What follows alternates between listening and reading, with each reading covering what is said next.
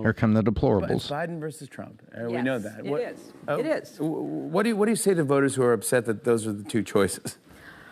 Get over yourself. Those are the two choices. Yeah, love that. Right? And good.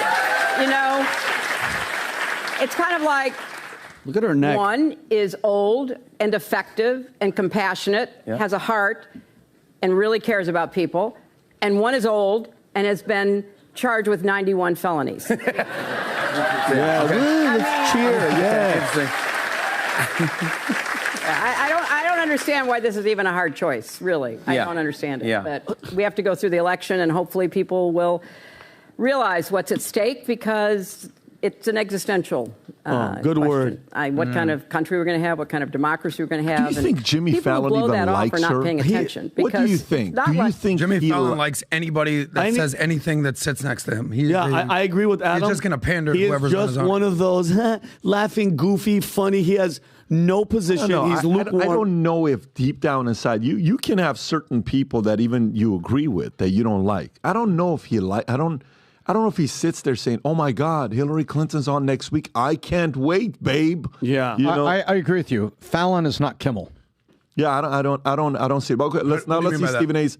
Kimmel is unwatchable, and he would be shining her shoes and just. Here's Stephen A. Smith. Go for it. I don't think it was a very wise statement on her part. How did that work out for her in 2016? I think that's something that we have to recognize. Yes, she won the popular vote, but at the end of the day, she wasn't the president of the United States. It was him. You can look at her not campaigning in Wisconsin in the last days, not campaigning in Pennsylvania in the last days. You can look at some of the stuff that they were saying about her that sort of distracted things from where it should have been in terms of Comey and his report from the FBI. You can bring up a whole bunch of things, but at the end of the day, the last thing you need to do is to do anything that could agitate a potential voter in this particular election. What do you make about the actual argument that she's making? I mean, she's basically saying two old people, yes, but they're substantively different. I mean, Trump has 91 counts against him. Well, listen, nobody's brought that up more than me.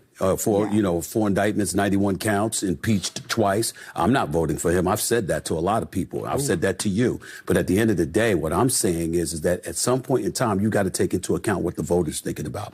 The voters, a lot of them out there, tens of millions of them out there, by the way, don't care what he's going through right now. They don't care about his guilt or innocence, his perceived guilt or innocence. They don't care about the 91 counts. They're thinking about their lives. And a lot of times we see politicians taking the positions that they're taking, and while we can respect their candor and their honesty, they do seem a bit detached at times from what the voters are actually feeling and what the voters are actually thinking. Nobody wants to hear that from Hillary Rodham Clinton at this particular moment in time, because especially if you're Joe Biden, what are you really worried about? Pat, can I ask you a question? Yeah. Why did they, is it just me, or who gives a shit, sorry for my language, about what Hillary thinks or what she's doing? Or I understand it's election season, but who is anybody? Women. I'll answer your question. Okay, hold on. It's women. Women are persuaded by that human being, that corrupt, evil person speaking. You think a woman, I'm with her, is going to sit home and go, you know what? I'm going to double vote for Biden. It's like, I'm sick. And if I was in the Democratic Party or I was a voter, people in Chicago do. Well, I'd be like, Hillary, just shut up, bro. Move on from this person. By the way, and who makes that phone call and goes, Fallon, we're going to have Hillary on. Why? She's not swaying the. She's obviously doing more damage than good. She's a known freaking cheater. You know what I mean? Her husband's a 52-time going to Epstein Island. Like, these people, that's the cancer of the Democratic Party. And I think that does more damage than good, Tom. It means it's election season, Vinny, and they're sending out the proxies. And she is a proxy, and she got look at the fact. We may not agree with it. I mean, we may not have voted this way, but she won the popular vote. So there's a lot of people out there voted for her. So the DNC and the machine and the establishment is sending her out there on tour to see if she can sway. That's the last person that I would have out there. I would just have Michelle Obama every single day. I'd have Michelle Obama going, hi, I'm Michelle Obama. My husband's Barack Obama. Yay. She's doing nothing for the people. I'm telling you right now. I know hardcore liberals from California that every time that she comes on TV, they're like, Hillary, shut up. Nobody wants to hear you. Nobody wants to hear Bill Clinton. They come out there and they wave. You're not doing anything. You're not doing anything. From a dude's perspective, I'm with you. I'm not with her. Yeah, I'm with you. Good play on words. Like, there's nothing that resonates with an average person when Hillary shows up, where it's like, dude, get him, Hillary, bro. Like, no. But the reality is, she's being marketed to females because it's the movable middle. It's a ladies' Rob. If you show the stat right there, dude, she's not swaying men, right? We've done this stat before, where who votes Republican versus Democrats? Married men overwhelmingly vote Republican. Married women vote Republican. Unmarried men tend to vote Republican. Unmarried liberal women, for the most part, overwhelmingly are with Hillary. And it's not even close, bro. So that's the only, by the way. Is that the Views audience? Clip this right here. Yeah. The only way Joe Biden and the Democrats win this election is if they get the female vote. So you're going to see women's rights, abortion, my body, my choice. That is their play, number one. And number two, Trump is a threat to democracy. 100%. That's all they got. But do you think that they could pick, hold on, I get, Adam, I'm with you 1,000%. But there's nobody better than to pick than somebody that, okay, Benghazi, she ruined that whole thing, got in trouble for her servers in her basement, okay, Russian collusion, her husband, how much, what do you mean pick anyone better? Like, who else in the Democratic, what's a better female that has tenure like her that you can have speak instead of Hillary Clinton? Well, I mean, it's not, she's on Jimmy Fallon. It's no, not but like it's not like she's speaking to the DNC. She's on a freaking late night talk show. No, but it's not a big deal. No, what do you mean that's not a big deal? She's on Fallon. You know how many people are watching? My buddy Marcelo Hernandez was just on Fallon the other day. He's they have guests every week. Yeah, but by the way, here's the real question. Yeah. When are they going to freaking have some Republicans on there? Never. When are they going to have Trump on there? You'll never get. When are they going to have a DeSantis on there? You're never. It's just all left. Yeah, no, you'll never. And this is why Greg Gutfeld, respect to you, buddy, the least talented guy in late night is the number 1 show. Tom. By the way, back to the point here. Stephen A. is taking some heat, but that was a very smart strategic point Stephen A. was making. He said the last thing you want to be doing right now is agitating a voter bloc. Yeah. And Stephen A. is taking heat for that, but I think he's correct. He's being strategically correct, and he's taking heat because he won't wave the flag with the establishment on the Democratic side. And he's just objectively laying everything out there.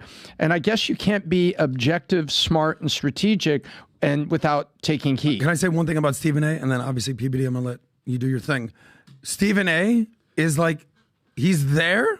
It's kind of like where I'm at. He just is unwilling to even consider voting for Trump. Like, meaning he's not a Trump guy. We've had this conversation a million times, policy versus personality. He's just not willing to take that leap because, as he said on the PBD podcast right here, he goes, the guy just don't act right. Okay, he can't vote but most people understand that and would. But I don't. But again, he's going after Hillary, basically saying like, by the way, she does this all the time. This isn't the first time. Good for giving her flag. But for Stephen A. Smith, he sat right here to say, without a doubt, I'm a Joe Biden. How can you? What has Joe Biden done to make somebody of that stature and that education to say, I'm going for Biden? Name one. Is he scared? Hold on. Is he scared to lose his... I just think he's dismissing Trump. No, but he's not saying I'll vote for... I think he would vote for RFK. I don't know. No. He just said Biden 3 times. Did he say he's voting for Biden? Yeah. Did you not pay attention to it 3 times? He said that in the clip? I'm voting for Biden. I heard him say he's not voting for Trump. No. He said Biden's name 3 times. But what my point is he scared because Joe Biden said if you don't vote for him, you ain't black? Is he afraid of losing his blackness? No, wait, hold on. I'm being kind of funny, but at the same token, how can you say that? Name me one thing that you're going to say, I'm voting for Joe Biden because of what? I don't want to hear infrastructure or that. Go ahead. Give me one thing. Name one. Go ahead. Put the Jeopardy song on.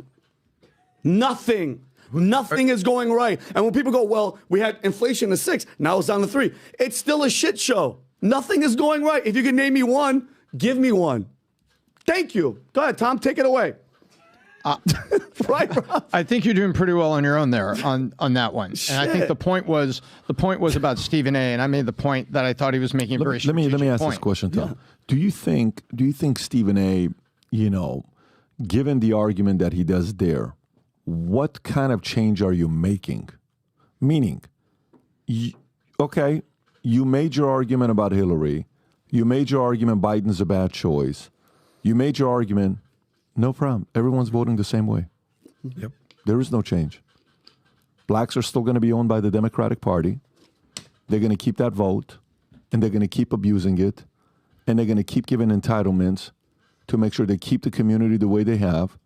And Roland G. Fryer, who was here last week, studying to see the effects of hip-hop, and that's his next study he did where, you know, does race play a role in police brutality? No.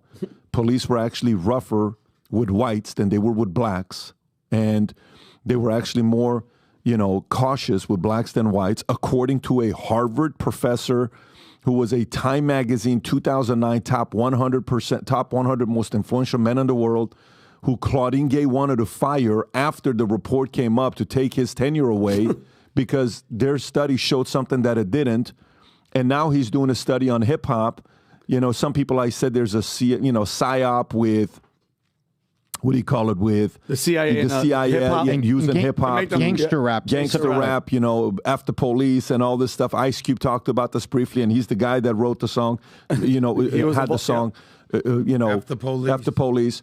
But the point is, he says that the studies of hip hop isn't the fact that it did anything to the you know, communities that were troubled communities.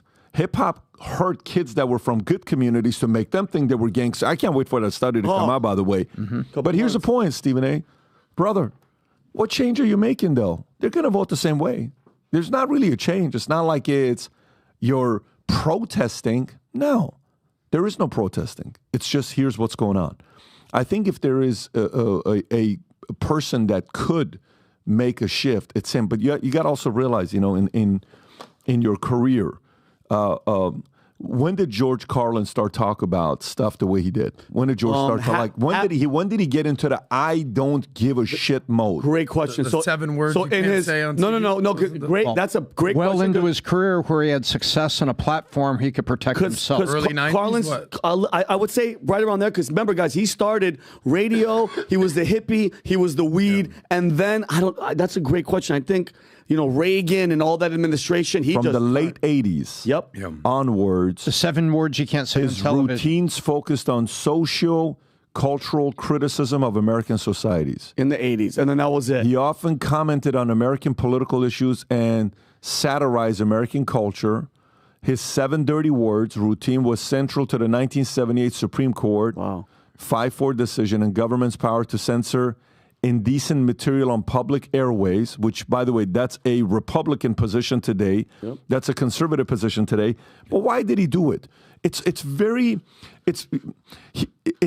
hard to say it. Guys will ask me a question. They say, Pat, you've made the money already. What do you like? Why are you doing this to yourself? Just kind of set aside and don't do any of this stuff. Why are you doing this? I've seen what happened to other great countries, and I don't want to see it happening here. I think Stephen A., if he wants to really make actual change, it has to be with CTA. And CTA is call to action. There is no CTA. He's done them before where there is CTA, but he gets in trouble when he does CTA. A great sermon without a CTA means nothing. A great sermon with a call to give your life up and walk up, right? And your sins will be forgiven. But it's a CTA. You know, Dudley one time told me the story about the fact that when he first went to the church, I don't know what the church was, Kansas or whatever. Iowa. It was in Iowa where he started. Rookie pastor, have I told this story to you before? Rookie pastor gets up. He gives the most incredible sermon he's been preparing for. Everybody stands up going crazy. He comes afterwards. And he says, the senior pastor of the new church says, so how did you see that? Everybody was standing up. How did I do? He says, you didn't do well. He says, what do you mean? He says, you were a great motivational speaker, but how many people walked up? Nobody. There was no CTA. CTA is, I would rather have a person give a terrible sermon, but have 50 people walk up than come and get a guy that gives an incredible sermon, but nobody gives their life to anything. There is no baptism or any kind of things taking place. CTA is what matters. Call to action when you're able to convert. If you're not, you're just going around trying to give your opinions, but you're afraid of the actual CTA. I'm curious, what is the CTA, Stephen A.? He's going to see this. What is the CTA? So let's just say I'm a black voter and I've been voting Democrat my entire life. Okay? What should I do differently when I come to vote this year? Tell me, 2025, I'm curious. What should I do differently? What can I do differently?